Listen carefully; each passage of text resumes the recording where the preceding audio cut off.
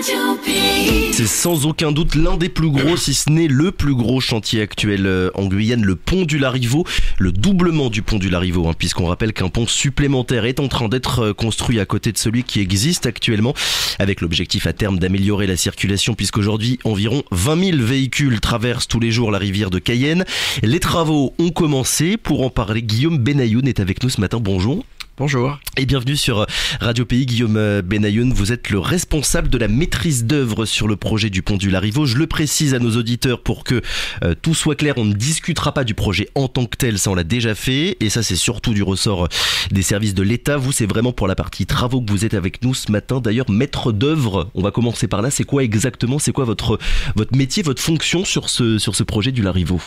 Alors le maître d'œuvre dans des projets d'infrastructure comme le nouveau pont du Larivot, c'est un peu comme un architecte pour une maison individuelle. C'est-à-dire que notre rôle, c'est de conseiller le maître d'ouvrage, donc l'État, sur la réalisation du projet, le choix des entreprises et puis après le contrôle, le suivi des travaux. Pour toute la partie technique, finalement, oui. On peut dire ? Oui, voilà, pour toute la partie travaux jusqu'à la mise en service de l'ouvrage. Alors, on va faire le point sur l'avancée des travaux. Vous en êtes où précisément là en ce début de mois d'octobre ?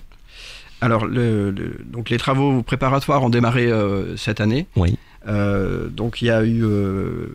donc, les travaux préparatoires, ça consiste à des déviations de réseau avec EDF, l'eau potable. Donc, ça, c'est en cours de réalisation. Il y a aussi des terrassements.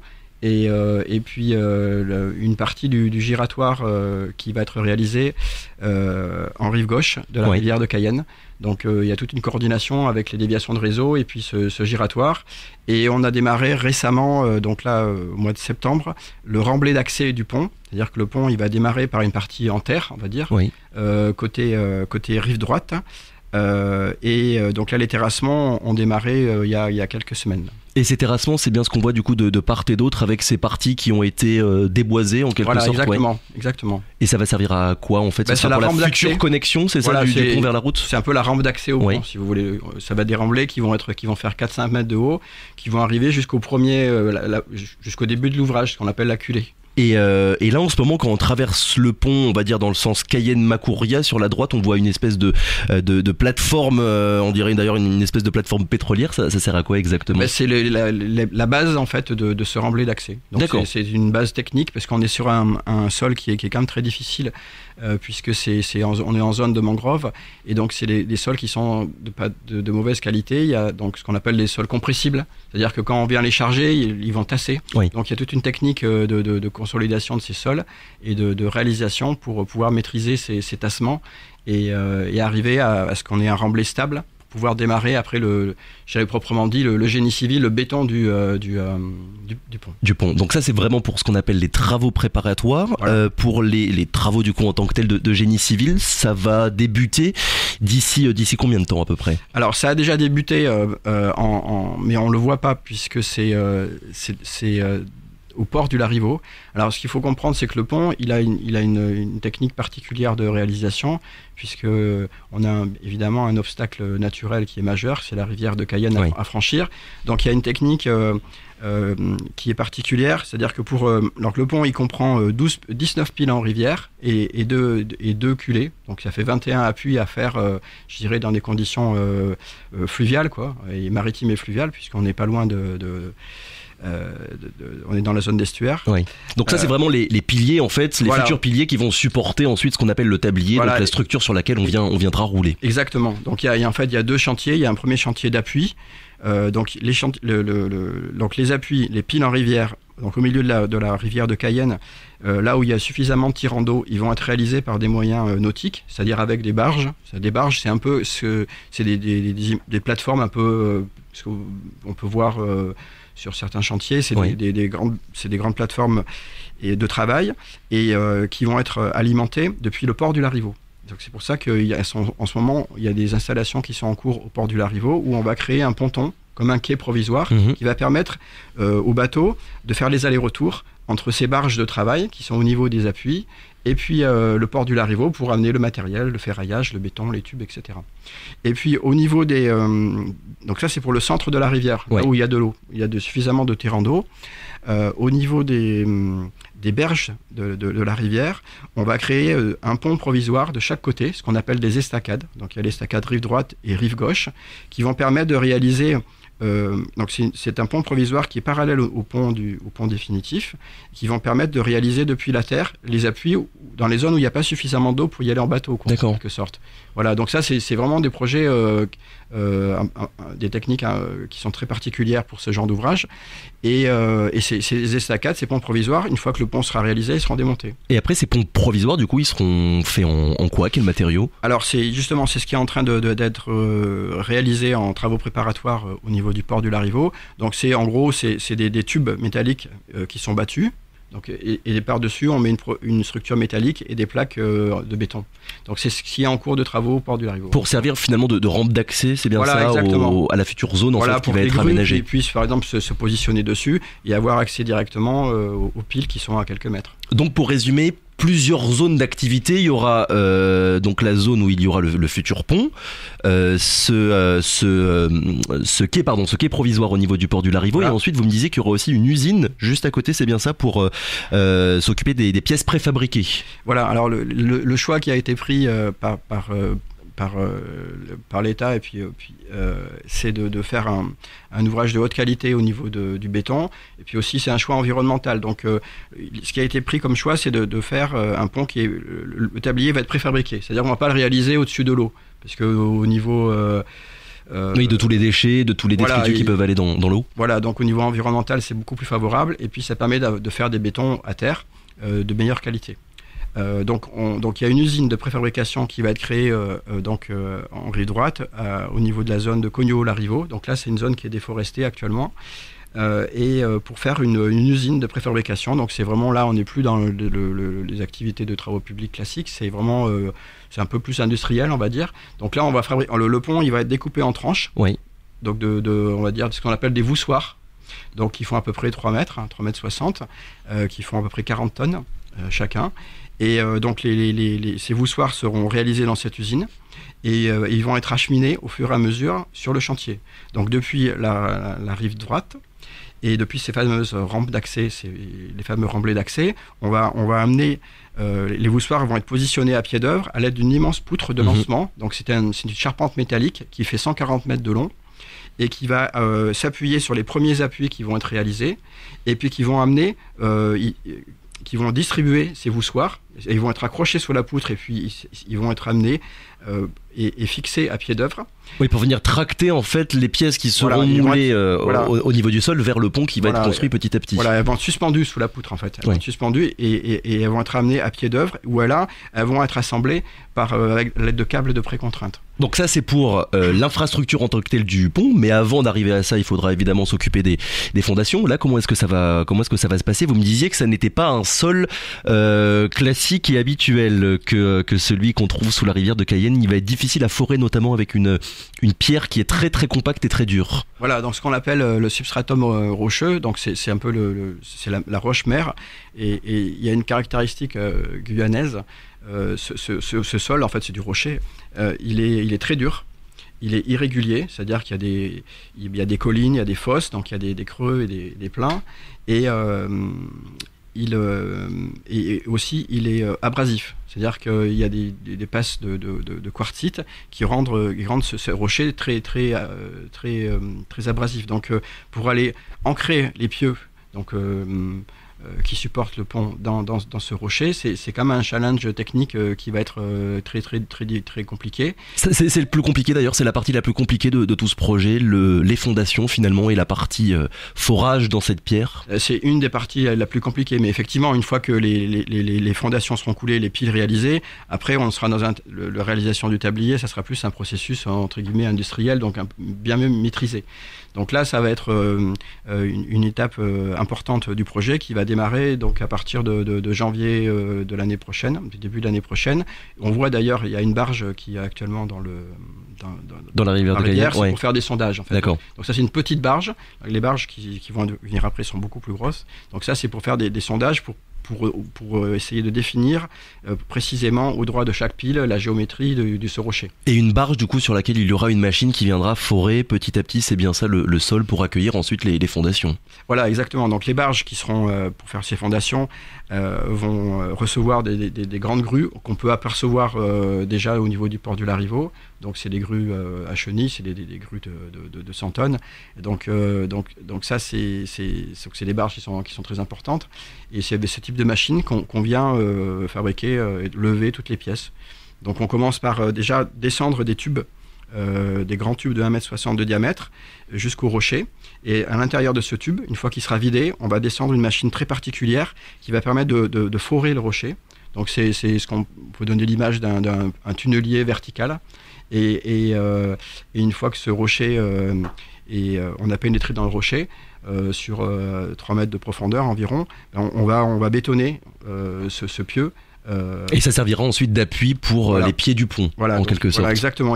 Donc au droit de chaque pile, donc il y a 19 piles en rivière, et sur chaque pile, il y a 4 pieux de 1,60 m de diamètre. Au-delà de la partie en pierre, du coup, on l'a bien compris, ce sera un moment très technique à passer. Est-ce que c'est un projet qui est difficile à construire, d'enjamber comme ça la rivière de Cayenne, qui est quand même un fleuve large et qui bouge quand même beaucoup ?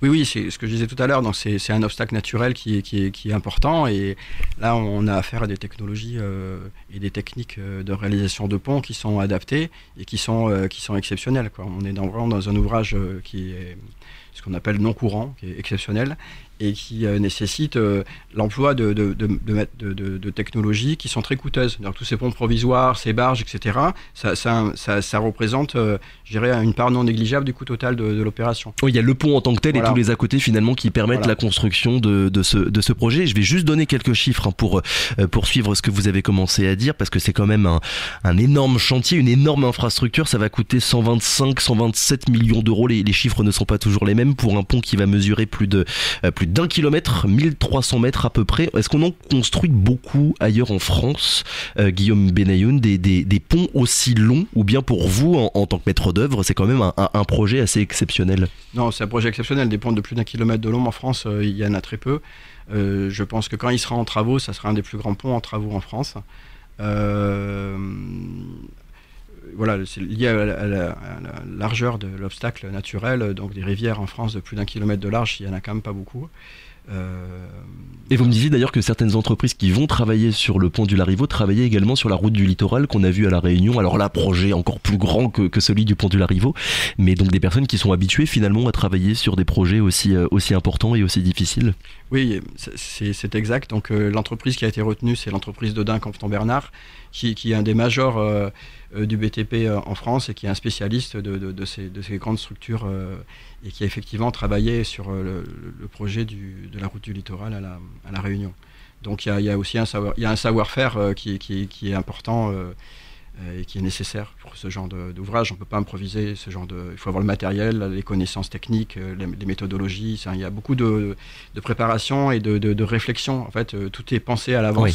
Pour pouvoir après n'avoir aucune improvisation sur le terrain. C'est stressant d'ailleurs quand on se lance comme ça dans un projet aussi important et qui va durer plusieurs années. Oui, mais c'est passionnant aussi. C'est tout l'intérêt de notre métier, donc d'ingénieur, et de concevoir et de réaliser des projets. Concevoir un ouvrage et le voir se réaliser, oui, c'est vraiment une consécration, je dirais, finale, importante pour un ingénieur. Et après, il y a toute la partie, on va dire, humaine. Combien de personnes vont travailler de près ou de loin, on va dire, peut-être pas toujours en même temps, mais combien de personnes vont travailler sur ces travaux? Alors, il y a, ce qu'on disait donc, tout à l'heure, il y avait une zone d'installation de chantier au port du Larivot, une zone de préfabrication à Cognoux-Larivot. Oui. Donc au total, on va être, je pense, à la pointe à plus de 150 personnes. 150 personnes. Oui, ah oui. Entre les compagnons, et puis tout l'encadrement de chantier, la maîtrise d'œuvre et les bureaux de contrôle, etc., quoi. Et après, et c'est important de le préciser, c'est vrai qu'on est passé un petit peu vite sur ce point tout à l'heure, mais ce pont sera entièrement en béton, c'est bien ça, à 100%? Oui, donc on a effectivement pas parlé dans le détail du tablier. Le tablier, il est ce qu'on appelle un caisson en béton précontraint, c'est-à-dire qu'on vient comprimer le béton qui n'aime pas être tendu, qui n'aime pas les tractions. Je le rappelle encore et je le reprécise, le tablier, voilà, ce sera vraiment la structure, voilà, supérieure sur laquelle on va rouler. Voilà, qui s'appuie sur les piles, on va dire. Voilà. Et donc là, c'est ce qu'on appelle la technique du béton précontraint. Donc il y a des câbles en fait qui sont positionnés dans le béton, qu'on vient tirer avec des vérins hydrauliques très très puissants pour pouvoir comprimer ce béton. Et donc c'est cette technique qui a été retenue pour réaliser l'ouvrage. Et pourquoi en béton d'ailleurs et pas en métal? Parfois c'est vrai qu'on a l'habitude de voir des gigantesques ponts qui sont faits en métal. Là c'était peut-être pas adapté à l'environnement. Alors c'est un choix qui a été fait depuis le début du projet, de ne pas réaliser un pont en métal pour des raisons en fait liées à l'environnement, puisqu'on est dans un environnement quand même très agressif, puisqu'on est sur le littoral. Et c'est un choix de faire un ouvrage le plus pérenne et avec un entretien le plus faible possible. Parce qu'un pont en métal, même si maintenant les peintures ont évolué, peut-être dans 20 ans, 10 ans, il va falloir le repeindre. Donc repeindre un pont de 1300 mètres, c'est une grosse opération, et au niveau environnemental, c'est quand même très difficile.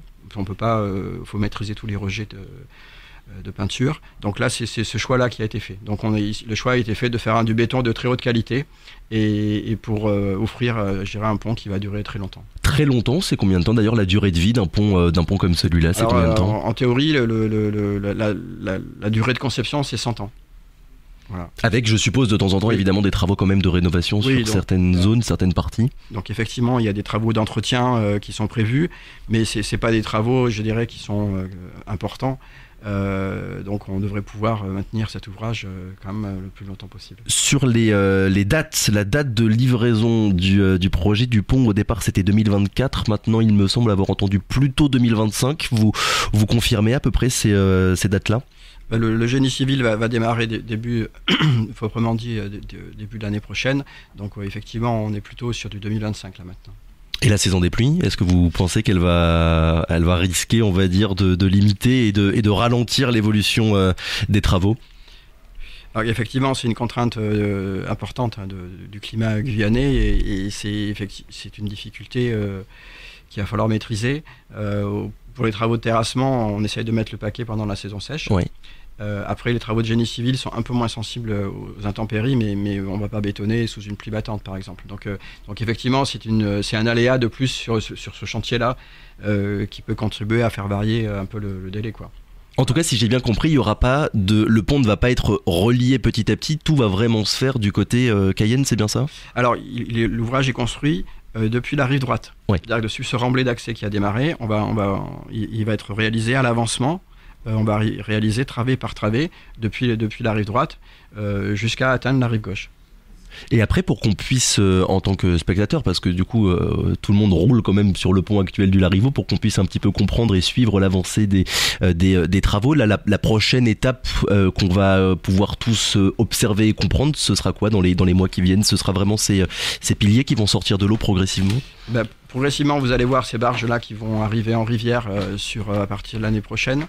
Et puis vous allez avoir, je pense, à l'automne prochain 2023, vous allez avoir cette poutre de lancement qui va être construite sur le remblai d'accès rive droite. Là, on va voir vraiment des choses qui vont être un peu plus spectaculaires. Et cette poutre, elle sera alimentée donc par ces voussoirs préfabriqués qui vont être acheminés par un convoi exceptionnel sur la RN1, oui, et qui vont être progressivement, chaque jour, amenés, donc ça sera plutôt du 2024 ça, pour construire à l'avancement ce chantier. D'un point de vue d'ailleurs strictement technique, est-ce qu'il y a des risques d'embouteillage, de bouchons pour les usagers à cause des travaux, ou tout va vraiment se faire côté port du Larivot? C'est aussi une des contraintes du site, puisque tout le monde sait qu'il y a beaucoup de circulation, donc il y a des horaires où il faut éviter, donc il y aura, je pense, beaucoup d'acheminements qui vont se faire de nuit, par exemple, c'est pour gêner le minimum possible les usagers, quoi. On vous invitera de nouveau, Guillaume Benayoun, dans 6 mois, 1 an, pour faire un petit peu le point du coup sur l'avancée des travaux. Là on en est au tout début, on le répète, les travaux préparatoires sont en cours, et pour ce qui concerne le génie civil, ce sera début 2023. Merci encore en tout cas d'avoir été avec nous ce matin. Je le rappelle, donc maître responsable de la maîtrise d'œuvre sur le projet du pont du Larivot. Très bonne journée à vous. Radio Pays.